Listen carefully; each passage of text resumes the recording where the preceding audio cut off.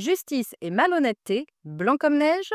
Vous écoutez Nuance à débattre, le podcast qui fait le pari des mots pour penser le monde autrement. Une voix, un regard, un point de départ pour enrichir nos échanges entre experts de la langue française.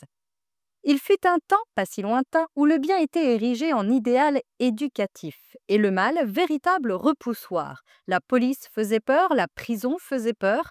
Être traîné en justice représentait une épreuve que tous les parents redoutaient et faisaient redouter à leurs enfants. Obtenir justice, rendre justice, ce n'était qu'une question d'équité, de droiture, de dignité.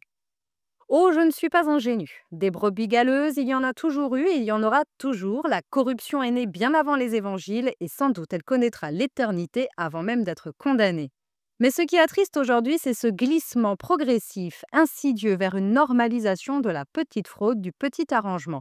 N'est-ce pas devenu banal de traîner une casserole, à tel point que l'on s'étonne davantage d'une probité sans faille que d'un passé douteux? Même lorsqu'il s'agit d'une entorse minime, tout le monde semble dissimuler quelque chose, comme si l'honnêteté était devenue naïveté. Pendant ce temps, les activités délictueuses, elles, se multiplient. Commis en toute impunité, les délits restent souvent sans conséquences concrètes.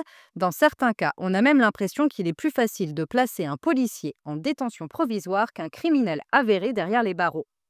Et que dire des fraudes, escroqueries, arnaques? Trois termes, un seul fond, la malhonnêteté érigée en stratégie. Le dictionnaire juridique nous rassure, ou pas.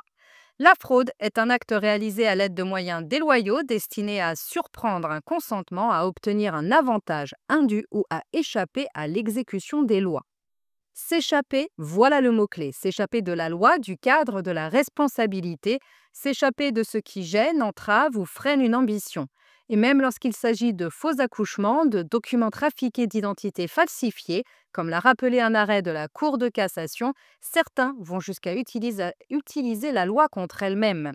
Alors je vous le demande, non sans un brin de malice, avez-vous déjà fraudé, escroqué, arnaqué, triché? Ou êtes-vous vraiment blanc comme neige? Chaque nuance en cache une autre. Retrouvez dans la description les activités de remue-ménage liées à ce chapitre, à ce thème de la fraude.